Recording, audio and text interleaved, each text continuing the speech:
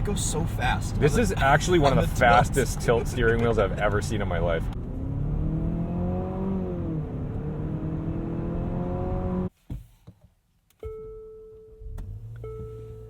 Welcome back.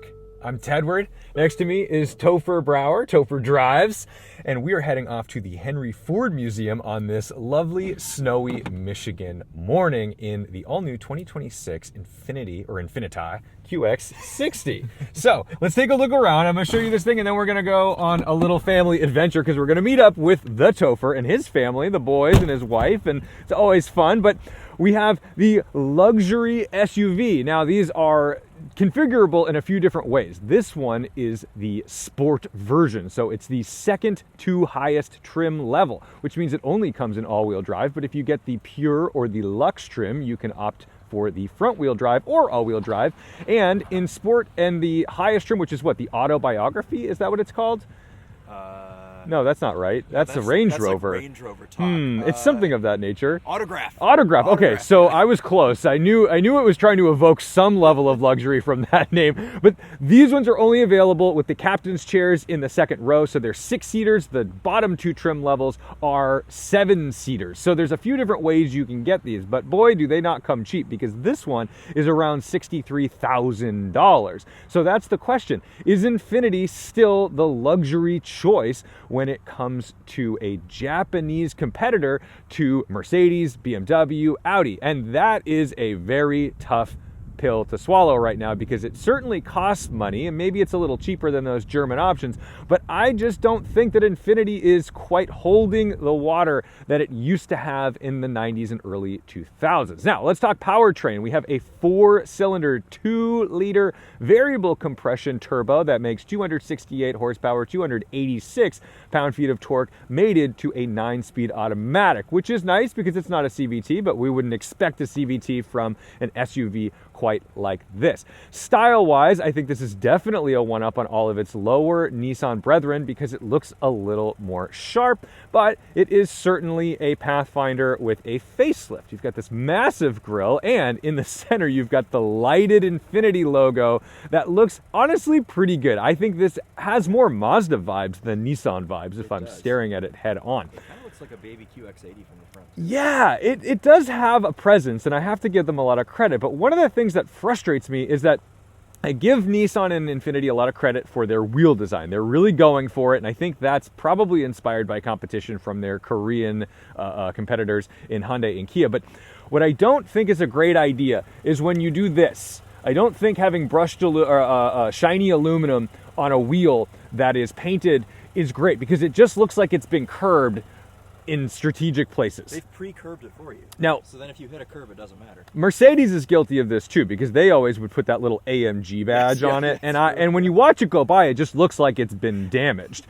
So I don't really understand who's letting these things go in all these car companies, but for me, personal preference, that's fine. Maybe you love this. Maybe this is the thing you like the most. But gluing us to the road today, thankfully, is a Bridgestone Alenza All-Season, which is actually doing pretty darn good in the snow. We'll show you that. But let's get under the hood, because this is a pretty interesting powertrain, and also somewhat problematic, because when Infiniti comes out, they're competing with the likes of Mercedes and BMW, and they're doing it with V8s, they're doing it with V6s, they're doing it with premium engines that make you feel like you're getting the juice. And now we're getting 4-cylinders in our very expensive, luxurious competitors to those Germans, and that is a little bit of a bummer, just because now what feels like the entry-level engine is going in a $60,000 or $70,000 vehicle.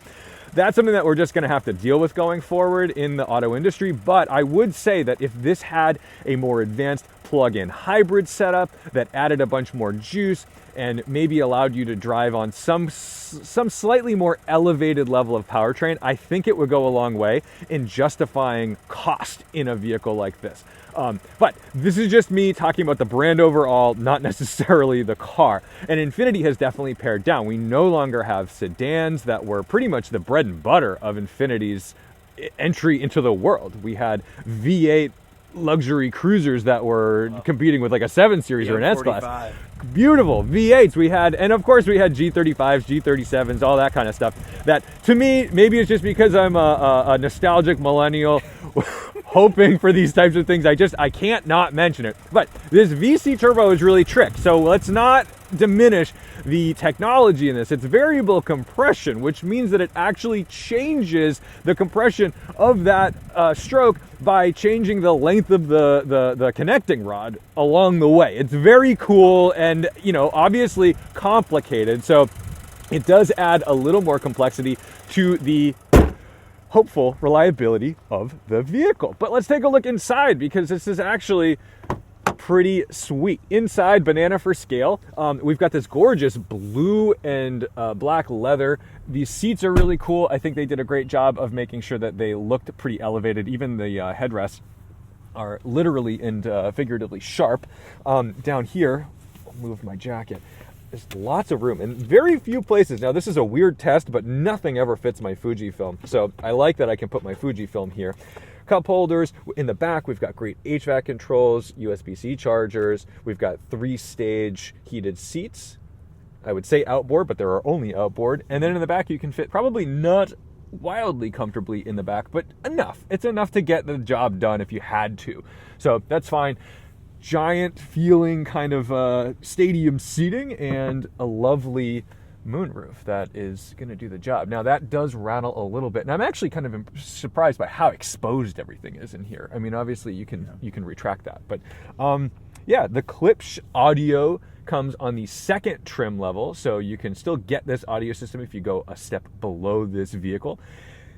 Maybe that's the value play because it's more in the $50,000 range if you're looking for it. But let's take a quick peek at the cargo space and the rear fascia. I really dig the way they did this badge. That looks nice. I don't know if there's a button there. If it's this, okay. It's a little frozen over. It's a little frozen. And we are dropping off some packages for Santa a little late, but that's okay.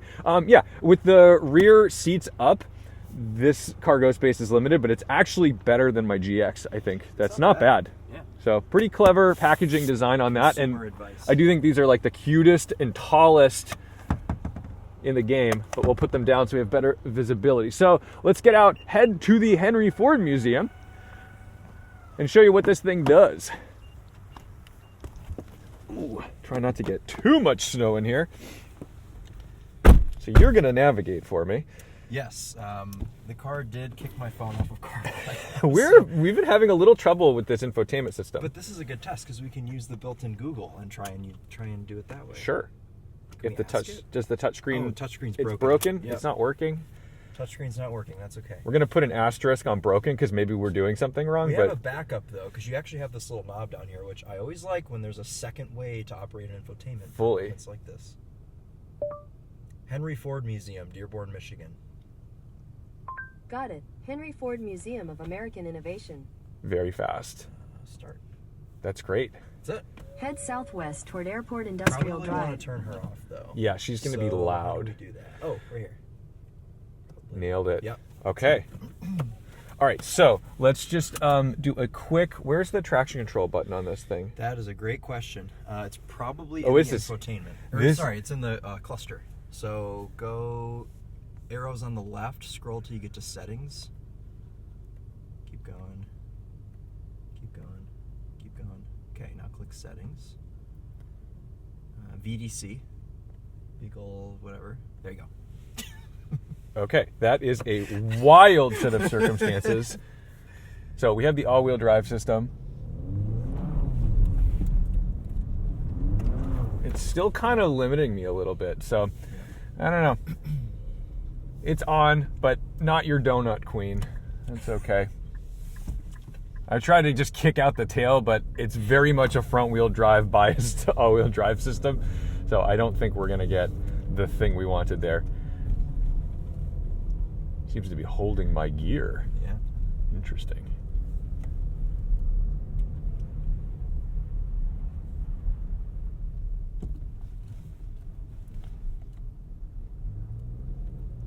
Turn her back on. We'll be good kids. Interesting. It's still holding that gear. Yeah, I don't know what's going on. You're in manual mode. How did that happen? I don't know. There you go. I didn't touch anything.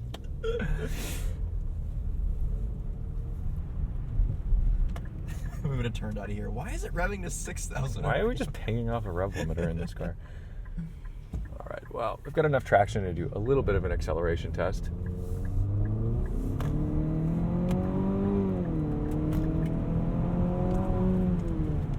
We'll do our braking on the dry line and then make our way over. So it's 0 to 60. We're not talking about anything stellar. We're probably in the 7-second range, I I think. think it's 7 flat, yeah. So you're not getting a performance bargain out of this. There's no, I don't think there's any like performance trim level and things like this anymore.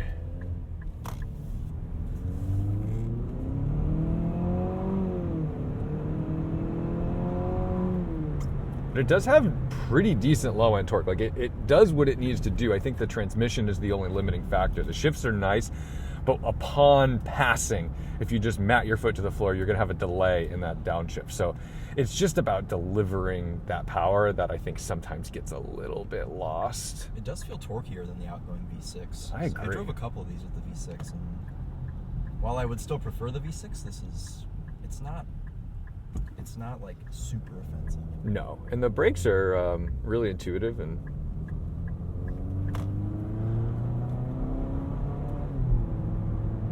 at low speeds, it has a variable power steering system, so it's nice and light steering. But once you get up to speed, the steering gets kind of heavy. When we're on the highway and you're just doing like a lane change, I think I'm kind of surprised at how much I have to muscle it to get it around. I know you're like, oh, don't be a wimp. I'm like, dude, I don't know what to tell you. Like, it's just more than you think. A little bit of delay for that downshift. And this is where the perceived luxury of this engine starts to kind of fall apart, just because we were used to hearing a VQ or what was the V8? Probably V8. Oh, what are those called? I don't know Not what they call VRs. because the newer V6s are VRs. I can't remember. It's the first thing we're doing this morning, and it's been 20 years since I've thought of that engine. But those engines had a quality to them. They had the perception of something big and meaty, and it was more than you would get from a competitor.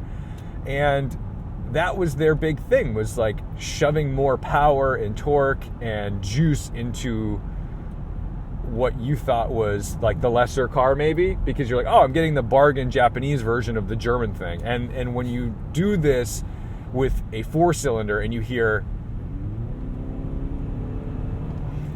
that, kind of goes away. And I think that's going to be a challenge for the brand overall, just going forward, because what they haven't done in the Nissan world is really innovated the next platform, the next powertrain. And they've been hanging on, and I'm rooting for them. But I'm curious, there needs to be a next generation of something big. They need a big splash back, think GTR 2008. We need a big splash where they have just absolutely thrown down the gauntlet and said, we're not here to spiders. They want to go for it. I'll be cutting all of that. Out here on the highway, it's very at home, honestly. It's a comfortable cruiser. I don't have to put in many inputs, but like I said, I feel like the inputs I do have to put in are a little heavier than anticipated. It's loud. It's not a quiet cabin. That was the biggest surprise. We started this week with the new 4Runner TRD Pro, and we talked about how that was loud. And then we got into this, and we were like, wait a second. This is about the same as that 4Runner as far as NVH on the highway. And the 4Runner should be egregiously loud in comparison to an Infiniti, because the 4Runner is the Toyota, it's the off-roader. It can get away with a lot in terms of road noise because it's not the Lexus, and it's got all this stuff. Look at this, fantastic. It goes so fast. This is actually one of the fastest tilt steering wheels I've ever seen in my life. It's almost hard to get it precisely where you want because it's so fast. You have to chase it. Yeah. It's like that game where you have to hit it when it gets to the... Stop it on exactly 10 seconds and get a free meal. Exactly. But yeah, I was definitely surprised. I would expect this from a Rogue or a Pathfinder to be like, okay, sure, some road noise, but from the Infiniti, I would have expected this to be like locked down. Well, there were kind of some shortcomings overall with luxury. Like, I don't know if you mentioned throttle response earlier or not, but we were having some trouble with that. And then ride quality, like kind of through town, wasn't as great as we thought it would be. So. No, it's a bit of a crashy suspension. So I think this is where the brand just needs to find its identity again, because I feel like it doesn't quite know what it wants to be from a quality standpoint. It doesn't necessarily know what it wants to be from a performance standpoint, because this engine doesn't scream numbers. This suspension is then too sporty for the engine. So if I were kind of creating what this was and saying, okay, I'm limited to this 4-cylinder, this is what it's going to be, great, then let's make the rest of the car ultra luxurious and not focus on trying to be a sports SUV. I know this is the sport trim, but that word means nothing when we talk about trim levels on any brand, really. Not anymore. Sport usually means like you've been duped into the lowest trim level. So kudos to them. Yeah, usually means base model. So kudos to Infiniti for actually letting sport mode breathe and be a higher trim level. But I would have gone with a much softer setup on this and let it be the luxurious Pathfinder. I agree. What's frustrating for me on these cars, though, is they do actually put some pretty nice materials inside, like this map. Oh, it's fantastic. And they don't put any piano black on the console. They extend the leather all the way throughout. They've got this nice aluminum around the shifter. So it's things like this where you know that they can do nice things, but then they stop before they're like all the way finished with it. Yeah, and this panel, they've been using this on a lot of vehicles. This panel I'm not a big fan of, just because I would rather this be individual buttons. And when I say individual buttons, I don't mean like that. That's like this weird cutout thing. I mean, like, there's just better executions of this kind of thing, and sometimes I don't even know where to press. Everything works fine. It does what it's supposed to do. It's just, it kind of takes away from the premium feel when I know that this is something that I would find on, you know, a lower level car within the brand world. Yeah. And even the infotainment display, this isn't differentiated enough, I don't think, from the Nissan.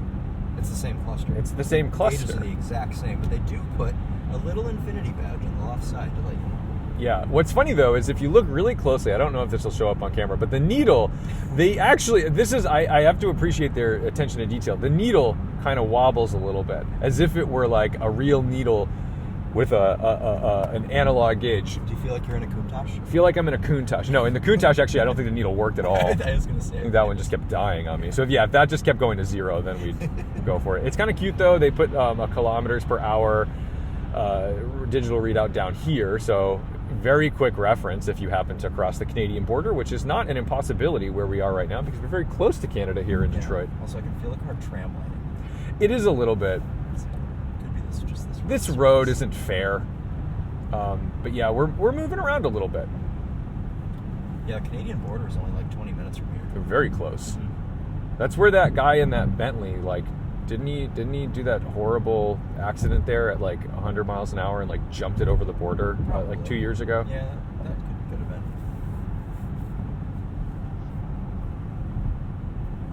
The sound system, I'm not going to do a sound system test in this video, but it's good. The Klipsch is good. I just think it's very bass heavy. You had it all zeroed out, and it was very much. It felt like we just had subwoofers in the back, like boom, boom, boom, boom. This sound system prioritizes power, which is okay, but these tweeters up here, I don't think they really do all that I want them to. No, it kind of falls apart when you turn it up, and the complexity just kind of goes away. And it's a bummer because Infiniti just introduced these new Klipsch sound systems for the 2025 model year. Infiniti and Nissan both did, and you know they're talking all this big game, and I haven't really found a Klipsch system that I love yet. So I think they still have some tuning to go with these, which is okay. I mean, they're brand new, but yeah, maybe a couple years down the line they'll be dialed in. 100%. Where are we going today? We're going to the Henry Ford Museum. Yes. Because we're going to meet our friends, but B, it's like you got to go see it. They have some cool stuff there. So the funny thing is, normally you'd go to a car museum because you're hunting for cars. Now, I work with the Lars Anderson Museum back in Brookline, Massachusetts, and we've got a great collection there. It's the oldest private collection in the world. But the Henry Ford Museum is not even just about the cars. It's about some of the memorabilia that he has collected over time. And it's wild stuff. So, for starters, you've got the Rosa Parks bus. Very excited to see that. Yep. You've also got the JFK assassination limo, Yep. a little bit of darkness in terms of, wow, we got to see it. But probably the weirdest thing at this museum is they have the chair that Abraham Lincoln was assassinated in. And from what I'm told, it still is tinged in red. And you can imagine, we're just going to be family friendly on this because more so brown over time. But like, that's insane. That's a wild thing to have. Mm-hmm. I'm excited to see it, but I also feel guilty for being excited to see it. Well, you can't help being curious about certain things, and that's why we have museums. I like that this has the torque. It doesn't have to downshift like 3 gears to make a pass. This is what I mean where I feel like this car's a little uncertain. Like the numbers, the character all make sense with this engine, but it's just a little tricky when you're trying to be the premium thing and you don't have some displacement, Yeah. And that's why I'm having this sort of back and forth on this car and the brand in general, because I'm curious where it's going. And this car hasn't really illuminated the path for me. So I'm still asking questions, despite the fact that it's delivering on a lot of its promises. Yeah. It's just doing it in a way that I wouldn't have expected it to do.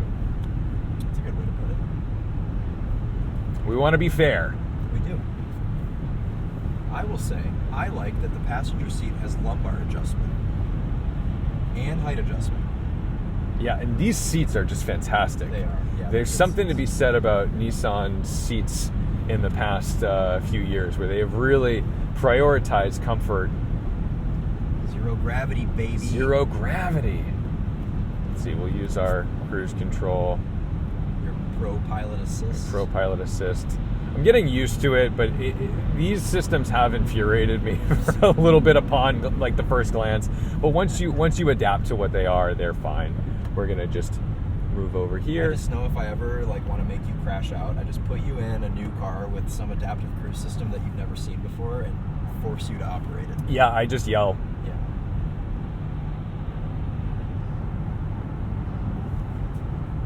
Let's see, knock you in a little bit. There we go. I have I love. I gotta you gotta give credit where credit's due. You still have like normal controls for your mirrors, and I have to mention this only because when cars have the mirror settings in the infotainment system and I complain about it, the comments are like, well, you should be setting your mirrors before you even start driving. And it's like, well, I usually do, but you get them about 90-95% of the way, and then you want to trim them, adjust them once you're on the road, because when I'm sitting in a parking spot, I can't necessarily tell exactly where I want my mirrors. I can get pretty close, but sometimes I'm like, that's a little further than I wanted, a little closer than I wanted. And I don't want to have to search. I don't want to crash my car trying to set up my safety measures. Yeah, you can never set up mirrors 100% while you're parked. There's no way. What's this do? Oh, There you I like go. that. Quick access to night mode. That's great. Infotainment. But it doesn't do this one. No, they're independent. You've Yeah, got to we do... You've got a button over there at least. So. There's a button somewhere. Do you want this to stay in night mode or do you want it in day? How do you hit this button? Hitting Oh, is- no. It's What the heck am I looking it's at? over there. It's over there. Oh, what the heck is that? I don't know. I was trying to figure out what those were. I think those are for the ambient lighting. Oh, Yeah. all right, there we There go. you go. Brightness. This is the thing. I know those buttons down there are like, they don't Just- feel like anything else in the interior, so they're off-putting. Just give me a knob. This is good though.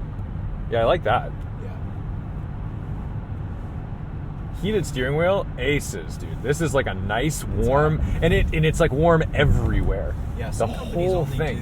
do the sides. Yeah. Yeah. Nissan always does the full guy. Very weak stream. Well, it's not a weak stream. It's just like a not broad stream. It's like a too focused on the windshield wiper washers. It's very strange. I didn't expect that would be. Oh, and it's different. It just changed. So maybe there's ice on it, but no. We played with That's this. We played with this yesterday, and it was That's the what same I thing. told Chris. What is it on the third one? It's different again. Okay, I have no idea. Maybe we're gonna give it the benefit of the doubt on this and just say maybe there's some ice on it, but Yeah. it didn't really snow that much. No, and we fully warmed this car up yesterday, and it was still doing that. So.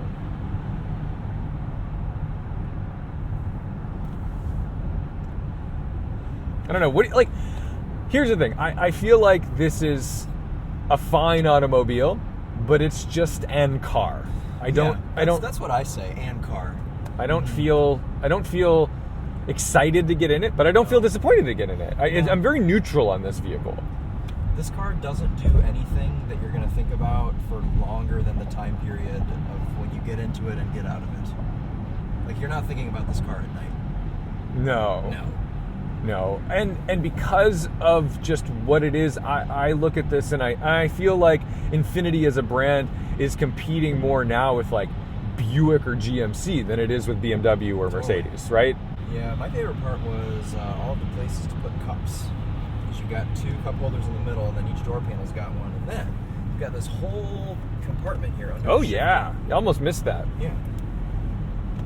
So, as far as like a road tripper goes, it's got good places to put things.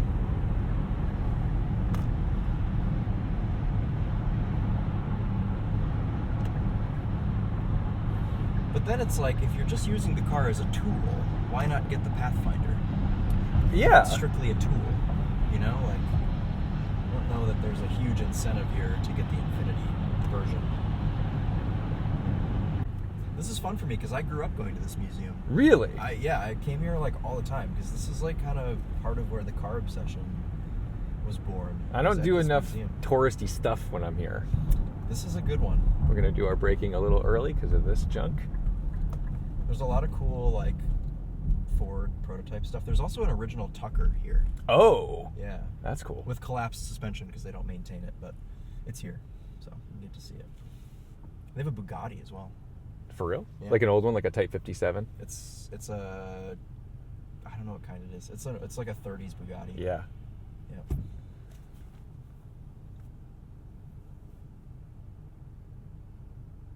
Does it have start stop? Oh, it has. Yeah, it must, but it's probably just cold or something. Yeah. But like that actually has not been intrusive. Really smooth shift.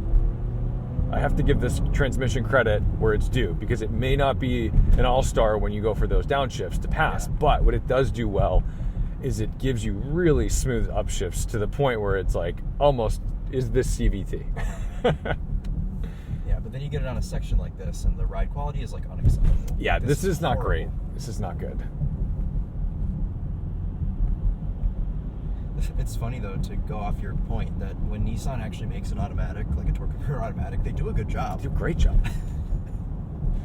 Shows that not everything has to be a CVT. The Henry Ford with a lowercase t. Yes. You have to go left at this like weird one-way over the highway intersection. This is very Boston. This feels like Boston now. Yeah. Actually, it's not one-way. I lied to you. It's two-way. Well, I'm going to drive on the left anyway. No, I'm not. You told me. Like that one Top Gear special where they tell James that to drive on the other side of the road and he almost gets hit head-on. Hey, good news on the update on the 6. We've gone beyond 28 minutes. Ah, we have. So that's cool. Yes.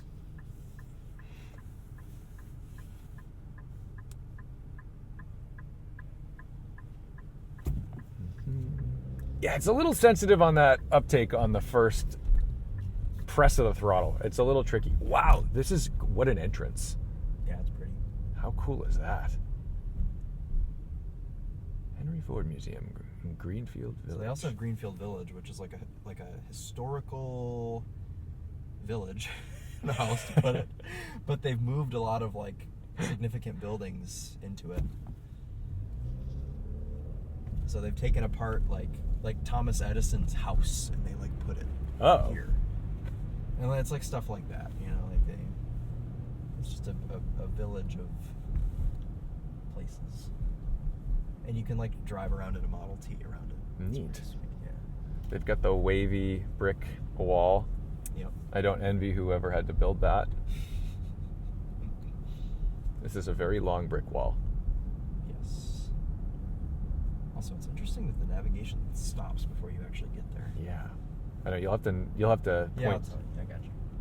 Oh, horses. Is an airport here? It looks like a little control tower. There must be. Maybe airport. There's a racetrack here too, right? Like a test track? Somewhere around here, yeah, because this is like Ford's HQ in this area, so Oh. they have a lot of that kind of stuff.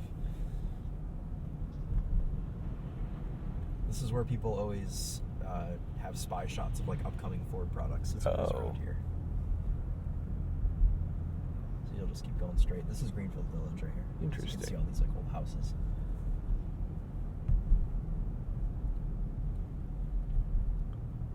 Don't think Greenfield Village is open today. There's like a covered bridge that to nowhere. Yeah, that's actually a venue, the covered bridge. Interesting. They, like, set up tables in there and stuff. Yeah, this is cool. Mm-hmm. It's a little claustrophobic just because of the walls. So you're not getting more than we are, really, but... Oh, and then there's a wall behind that wall. You can also do the Ford truck plant tour here, too. Cool. Which I've done. It's very neat. It's where my dad's truck was built. Huh. And my truck. My truck was built there. We went to a Ford truck plant, though, in Kentucky, did. which Yep. was fun. Yep. The Louisville plant, or That's whatever where it they was do called.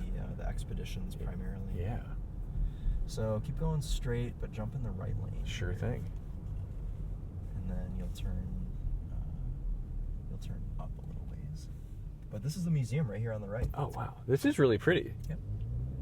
We've got, like, the perfect backdrop of the snow. Yep. Yeah, it looks really pretty today. Feels like Harvard's. It's kind of cool. Yeah.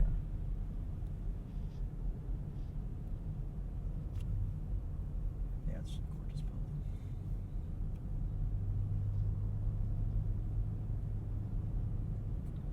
Take a right here. That's a Actually, one-way. I lied to you. I lied to We're you. going to take It's a the right next one, there. yeah, it's the next one. It's probably going to be packed today because it's a holiday week. It's still winter break, so it's going to be lots of coughing children. What about, like, near that van? Does that look... Yeah, you could try that. Let's try that. Give her a shot. They're stuck. They might actually peek because they Oh, I like this spot over here. next to the Subaru. Yeah. Oh yeah, or there's all. Oh, you know what? Let's do this. I feel safer over there. As long as no one comes out here to do donuts in front of the car, we should be just fine. We'll do this. This is where they do all their Mustang testing to make sure they're able to lose control. There's not enough walls. Oh, wait, that's why there's all those brick walls. Yeah. All right, guys. We are going to conclude here at the Henry Ford Museum. This was just a quick taste of what this Infiniti QX60 is. It's a nice car. It's a good car. It's just not necessarily the most memorable car. It doesn't stand out. It doesn't stand out. And I think for the money, it should stand out a little more.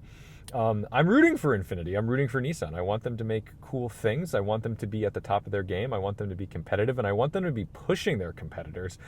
Right now, they're playing a little bit of catch-up, but the things they're doing really well. I love this interior. There's like this nice wood trim here, the blue on black. Like they've definitely figured out how to keep the brand alive in a way that still works for their loyal buyers. But I don't know that they're pulling people out of other brands. I don't know that there's conquest yet in this, and we'll see what ends up happening. But anyway, that's the QX60. We're going to go and hang out with our friends in the museum. Thank you guys so much for watching, liking, commenting, and subscribing. Don't forget to respect the drive, and I'll see you in the next one.